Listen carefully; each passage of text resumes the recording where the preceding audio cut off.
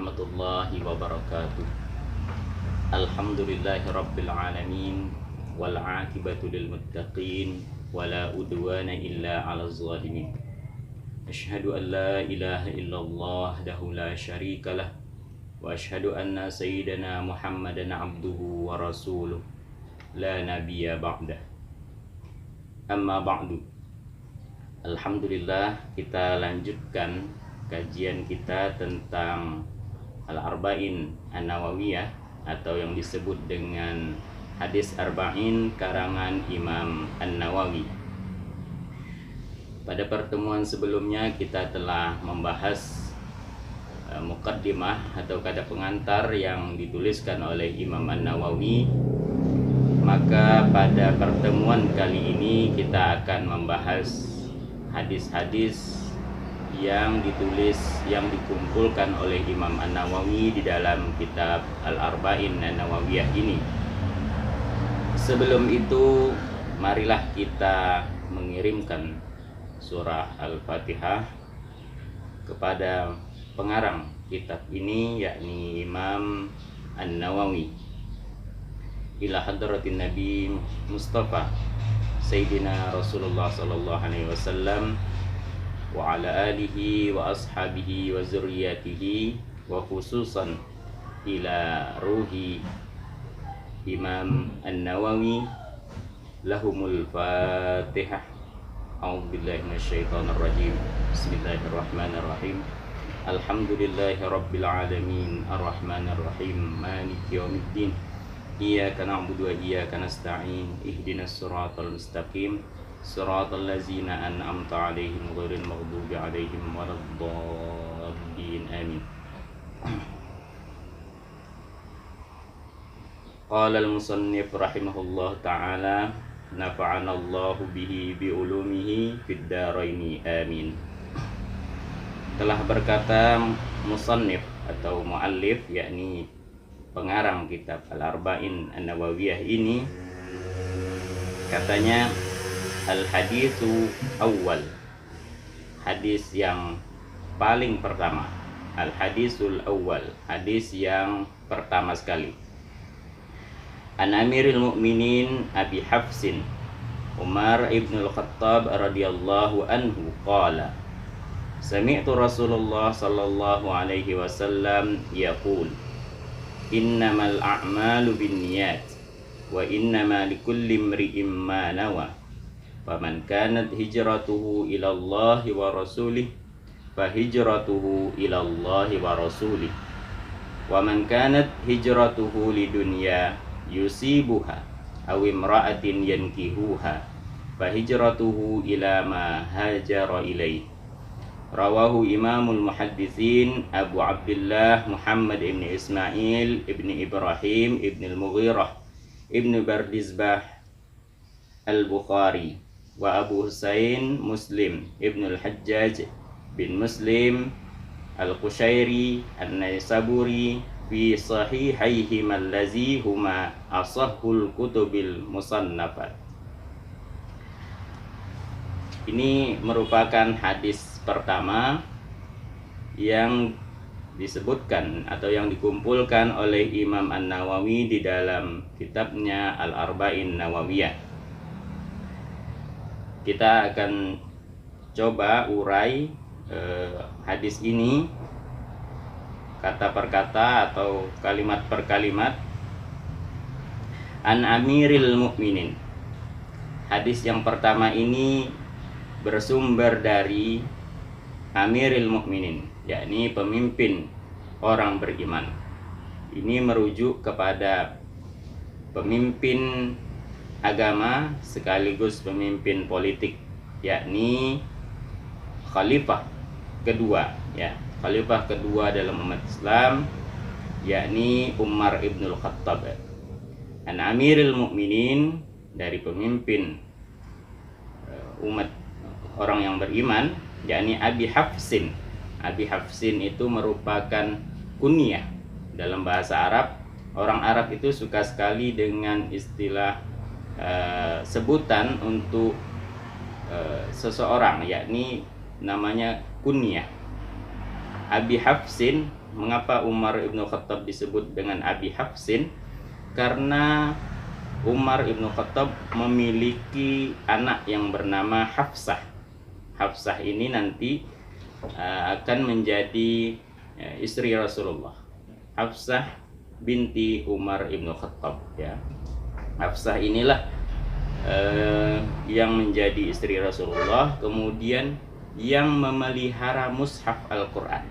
Ya, ketika Al-Quran ditulis, Al-Quran itu berada di tangan Rasulullah, kemudian Rasulullah wafat, mushaf itu pindah ke Khalifah Abu Bakar Siddiq, kemudian Abu Bakar Siddiq wafat, berpindah kepada Umar, kemudian Khalifah Umar wafat, maka mushaf itu berpindah tangan kepada namanya Hafsah binti Umar, kepada Hafsah binti Umar, ya. An Abi Hafsin. Oleh sebab itu maka Umar ibnul Khattab disebut dengan Abi Hafsin, digelari dengan Abi Hafsin. Umar ibnul Khattab radhiyallahu anhu, ya. Umar ibnul Khattab radhiyallahu anhu.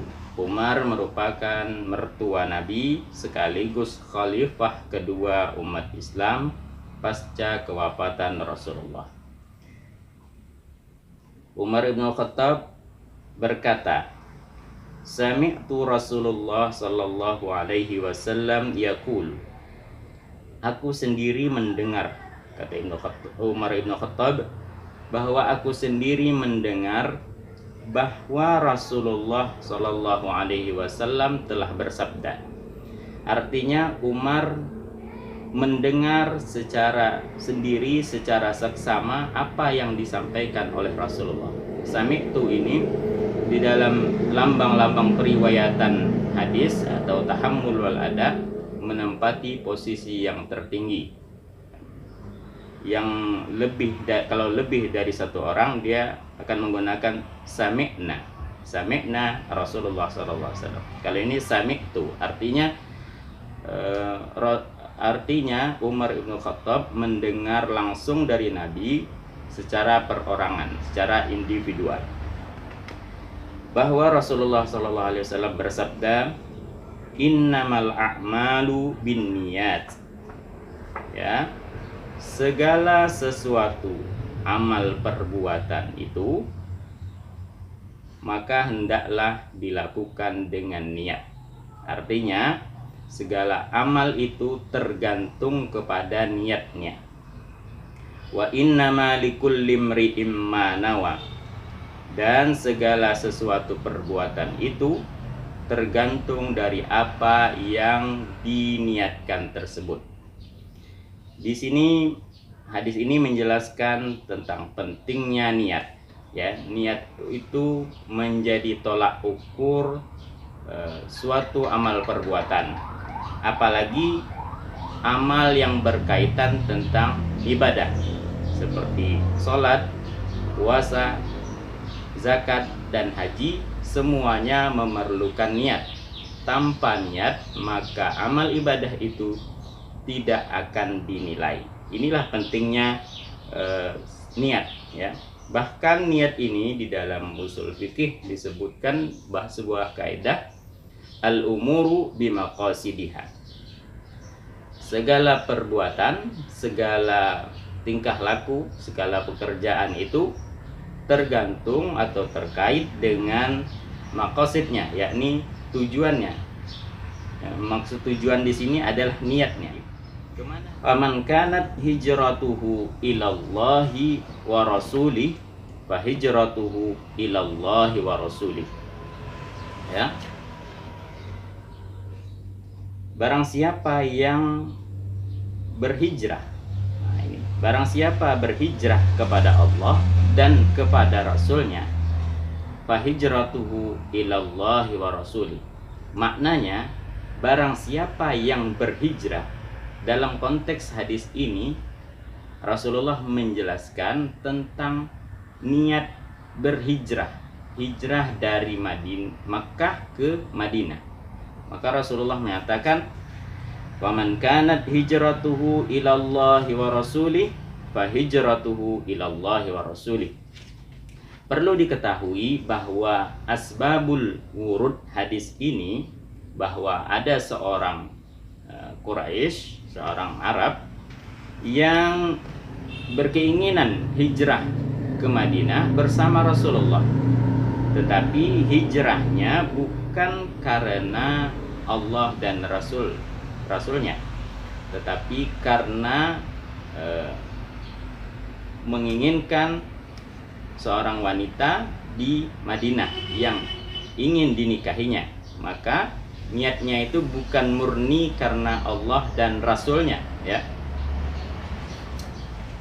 Maka mengetahui kejadian tersebut, Rasulullah langsung menyampaikan hadisnya, ya. Maka turunlah hadis ini, ya. Maka disampaikanlah hadis ini, innamal a'malu binniyat wa innamal likulli imri'in ma nawa faman kanat hijratuhu ilallahi wa rasulih, sampai akhirnya. Maka hadis ini berkaitan dengan seorang muhajir, yakni seorang yang ingin hijrah bersama Rasulullah ke Madinah.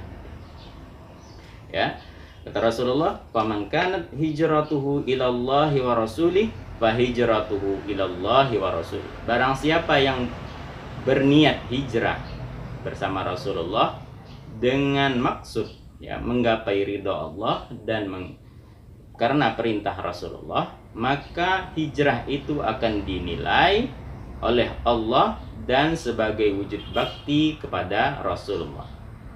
Kemudian Rasulullah melanjutkan, wa man kanat hijratuhu lidunya yusibuha, ya, barang siapa yang hijrahnya untuk dunia, maka dia akan mendapatkan dunia tersebut. Awimra'atin yankihuha, atau karena ingin menikahi wanita yang didambakannya, fahijratuhu ila ma hajara ilai, maka hijrahnya tersebut akan dinilai sesuai dengan apa yang diniatkan oleh orang tersebut. Ini juga berkaitan secara kontekstual. Hari ini kita banyak membicarakan atau banyak mendengar bahwa kaum milenial memakai slogan hijrah. Artinya dalam pengertian ini tentu bukan hijrah dari Makkah ke Madinah, tetapi hijrah dari perbuatan yang tidak baik menjadi perbuatan yang baik, atau dalam bahasa agama disebut dengan taubat, ya. Taubat yakni meninggalkan perbuatan yang buruk menjadi yang lebih baik, ya. Berubah menjadi kembali kepada perbuatan yang lebih baik. Nah, maka apabila hijrah itu dilakukan untuk niat tertentu seperti yang disebutkan oleh hadis ini, niatnya karena wanita yang didambakannya yang sudah berada di Madinah, maka yang ingin dinikahinya, maka tujuannya itu dia akan mendapatkan apa yang diniatkannya, tetapi bukan karena Allah dan Rasulnya. Begitu juga orang yang berhijrah karena duniawi atau kepentingan tertentu, maka ia akan mendapatkan kepentingan tertentu tersebut, tetapi bukan karena Allah dan Rasulnya, ya. Seorang yang dimaksud di sini, dimaksud dalam hadis ini, disebutkan di dalam asbabul wurudnya, disebut dengan muhajir Ummu Qais, yakni orang yang berhijrah karena Ummu Qais, seorang wanita yang berada di Madinah yang dijanjikan, yang ingin dinikahinya. Maka hijrahnya tersebut ke Madinah tujuannya adalah ingin menikahi Ummu Qais tersebut, ya. Hadis yang pertama ini diriwayatkan oleh rawahu Imam al-Muhaddisin, bahwa hadis ini diriwayatkan oleh imam ahli hadis, yakni Abu Abdillah. Hadis ini lagi digunakan kunyah, ya. Kunyah itu disebutkan Abu Abdillah, bapaknya Abdillah. Tadi disebut, yang tadi di Umar tadi disebutkan Abu Hafsin, ya, atau Abi Hafsin, yakni bapaknya Hafsah. Kalau di sini Abu Abdillah, bapaknya Abdullah. Muhammad bin Ismail bin Ibrahim bin Mughirah bin Bardizbah Al-Bukhari. Nah, ini pentingnya menjaga nasab ya, menjaga nasab. Bin ini bin fulan bin fulan bin fulan sampai leluhurnya atau kakek dan terus ke atasnya. Ya, Imam Bukhari ini namanya adalah Muhammad. Orang tuanya Ismail, Muhammad bin Ismail. Kemudian bin Ibrahim, kakeknya Ibrahim, bin Al-Mughirah. Di atasnya lagi Al-Mughirah. Di atasnya lagi Ibnu Bardizbah, ya. Al-Bukhari. Al-Bukhari ini merupakan nisbah kepada daerah atau negeri Bukhara, ya, Bukhara. Jadi Imam Al-Bukhari berasal dari Bukhara, ya. Boleh juga kita membuat nisbah ini ya, tergantung dari mana kita berasal. Para ulama di Nusantara, di Indonesia ini banyak sekali menggunakan nisbah, ya, nisbah atau disebut dengan gelar geografis ya. Ada Al-Asyi berasal dari Aceh, ada Al-Minangkabawi dari Minangkabau, ada namanya Al-Fadani dari Padang, ada Al-Jawi ya, Jawi untuk menyebutkan secara umum dalam konteks Nusantara, ada Al-Banjari ya, dari Banjar, kemudian ada Al-Batawi dari Betawi atau Batavia. Kemudian hadis ini juga diriwayatkan oleh Abul Husain, yakni bapaknya Husain, Muslim ibnul Hajjaj ibnu Muslim al-Qushairi an-Naisaburi.